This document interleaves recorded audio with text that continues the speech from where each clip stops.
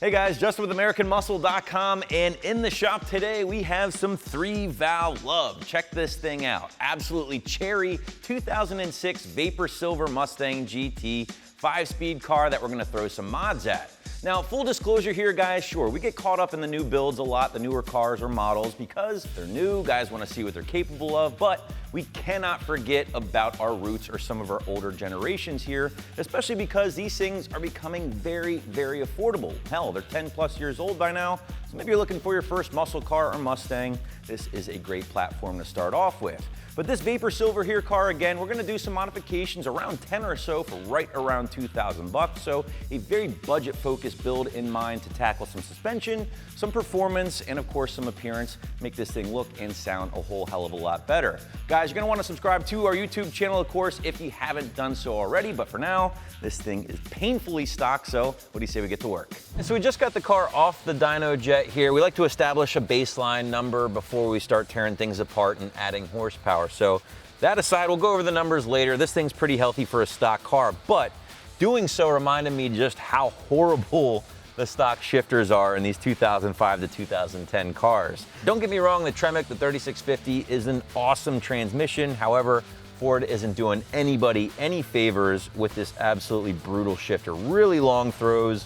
I mean, more reminiscent of like a big rig rather than a sports car. So that's the first thing we're gonna tackle here with this particular 3-valve. He chose the SR Performance. It's a newer option from them, all billet aluminum, really nice, but kind of falls in line with that budget theme we talked about a little bit earlier. So get this thing out of here, reduce these throws, make for a more enjoyable experience while rolling gears. But for now, gotta start tearing things apart, get underneath the car. I'll show you this thing when it's all wrapped up.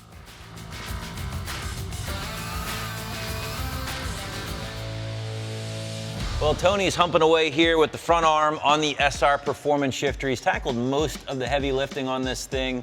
The nice thing about this install is that you don't have to mess with the transmission cross member. You don't have to drop the trans any. If you got big meat hooks like Tone over here, you can still have plenty of room to get everything into place and be good to go. So that's not the case with every aftermarket short shifter out there for the 3-valves, but it is a nice thing to point out here about the SR. So I'm about ready to put in the linkage for the actual shifter unit. This thing is adjustable, by the way, which is really cool. You can lower the height of the handle if you like, or you can just rock it at stock height, whatever the case. So I'm gonna stop yapping, get this last little bushing in place, and let Tone do all the work. Should I tickle him? All right guys, so Tony and I just finished up underneath the car, and already the SR Performance shifter is just making this thing feel so much better.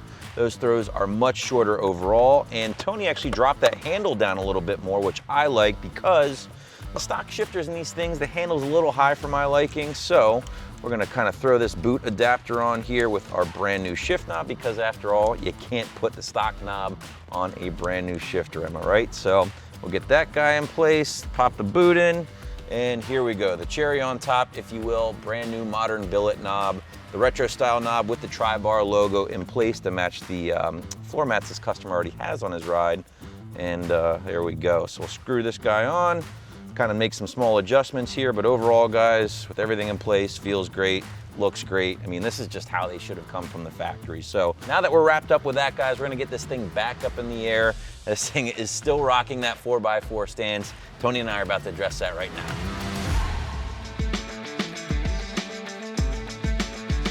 All right, so Big Tone and I are about halfway through with the spring install here on this very cherry 06 GT. We already got the rears banged out, but we are addressing that factory ride height through the SR Performance lowering springs. Now again, in keeping with that whole budget build, these are by far and away the best option on the site, right around 100 bucks. They're gonna drop the car 1.5 inches on all 4 corners, so it should make for a nice even ride height, and altogether, guys, a very, very popular choice here on the site. We are gonna pair this up with the SR Performance PANHARD bar, which we already did install back there, helps center that rear axle, of course.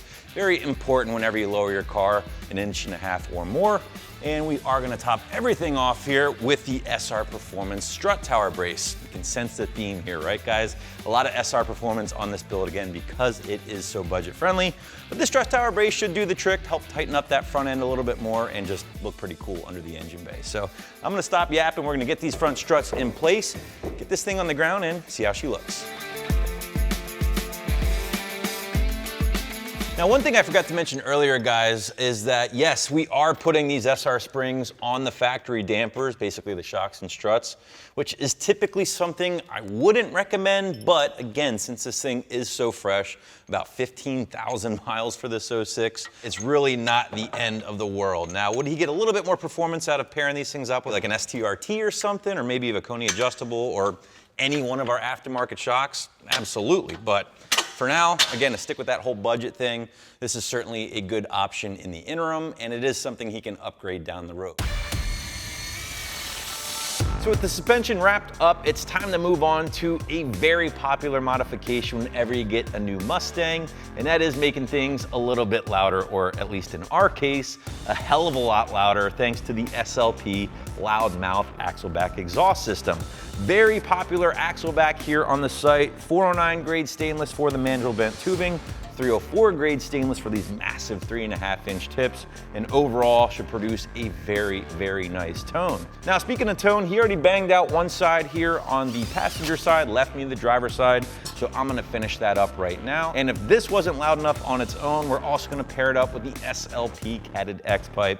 So this thing's going from painfully stock and unassuming to just brutally loud and waking every neighbor on his block, and I absolutely love it. So I'm gonna get this thing in place, start tackling that X pipe next, and then see how this thing sounds.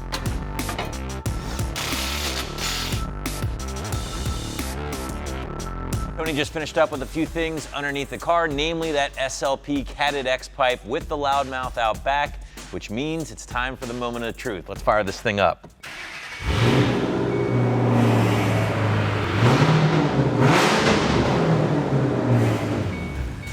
I'd say the SLP is certainly living up to that LOUDMOUTH name, especially working with that X pipe. It sounds pretty gnarly, and I'm sure the owner is going to love it. But we're not quite done just yet. We have one more mod to finish up under the hood, get this thing back on the dyno, and see if all these mods are paying off. We're just about there with this 3-valve build. We're coming to the end here, but as always, kind of a rite of passage modification for Mustang owners out there is topping things off with a cold air intake. Why? Well, a couple of different reasons. Looks great under the hood, very easy to install, as we're about to show you. And finally, you pick up a little bit more power, a little bit more sound. Now, this is the ROUSH cold air intake, very, very popular on the site in the premium category, so basically over 300 bucks. You can certainly get into stuff much cheaper than this, but this is the one area of the build where this owner actually splurged a little bit. So, and that's not a bad thing, because ROUSH makes really killer stuff, very factory-like in fitment, of course, and it just looks great under the hood. High flow reusable filter, oiled, clean it, re-oil it, should last you a lifetime essentially, and it does not require a tune. So we're gonna bolt this puppy up, thanks to Tony here helping me out, and should be just about there. So let's get to it. There we go. Thanks to Tony, we made short work of the ROUSH cold air intake system, and I have to say it looks great under the hood, fits great, and hopefully help us make a little bit more power here on this 3-valve. By the way, this is the first time I'm seeing the car on the ground after coming down off the lift with those SR springs. The stance is absolutely perfect, but that's the official last bolt-on part, if you will. With this particular build, we do have one more small part to kind of tie it all together, squeeze every last bit of power out of this current setup, and that is a custom tune from our friends over at Bama Performance. So we're gonna get this thing over to the dyno, see how it's doing, and see if we can't crack that 300 mark.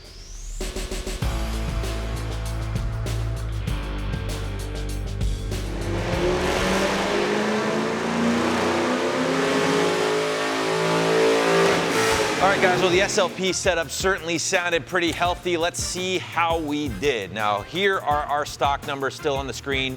269, 287 to the tires. Again, bone stock 5-speed car. And now let's see how we're doing with all of our modifications. We're now looking at 290 horsepower and 307 pound-feet of torque, again, to the rear tires. SAE, smoothing at 5 on the dyno jet. So altogether, guys, pretty healthy results, I would say. We're picking up 21 horsepower and 20 pound-feet of torque to the tires with some very simple modifications. And overall, guys, it sounds great. And you know the deal by now. One more thing to do, get this thing off the rollers and see how she feels.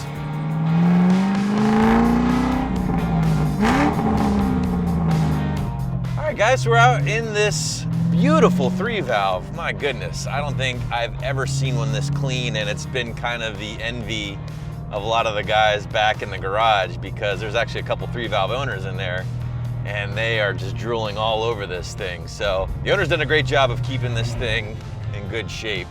Now I will say, this thing is loud. These 3-valves sound great. They might not make a ton of power as we saw their dynograph, but they sound fantastic. And that has always been one of my favorite things about the 3-valves, especially if you throw some like hot rod cams in there or something. They really do sound great. Yes, downshifts sound great. I mean, that's just how a Mustang should sound, you know? So hats off to SLP for making their loudmouth. Again, you guys know the loudmouth. Over 100 reviews on the site for this product, paired with that X-pipe, the catted X-pipe. Certainly a very popular combination and one that sounds absolutely fantastic. The ride's pretty good, you know, again, still on stock dampers. And we have the PANHARD bar out back as well. Now, because the PANHARD bar from SR does utilize those spherical bearings, you do hear things a little bit more. You hear maybe a little bit more gear noise than you did before. But overall, the axle's nice and centered, and it's doing its job for a very affordable price. And I think we can't overlook that fact with this build. We added a bunch of parts for right around $2 grand, give or take. And these are the first round of mods that I would argue most owners would make as they're grabbing their first Mustang. Fix that factory ride height, make it a little bit louder, add some more performance through an intake or a tune. These are kind of the rite of passage modifications that most owners end up tackling, and for a good reason, because they end up making a lot of impact for, again, a relatively small investment. Finally, guys, the shifter, it's certainly a lot better than the stocker. It could be a little bit better in my opinion, but overall, a noticeable difference between the factory shifter and now with the SR in place. Again, when you're going for a more budget-friendly or budget-focused build, there's oftentimes gonna be a little give and take of, you know, price versus value. So yes, it is doing its job. It's shortening up those throws. It's taken most of the slop out of that factory shifter. There's still a little bit of play within the shifter itself. But again, for the price you pay for this thing, it's really hard to nitpick. But just don't expect the same level of, you know, performance, if you will, by spending 2 or 3 times more with like a Barton or an MGW or something like that. So in the meantime, guys, thanks for watching. I'm Justin. We hope you appreciate this build. And for all things Mustang, keep it right here at AmericanMuscle.com.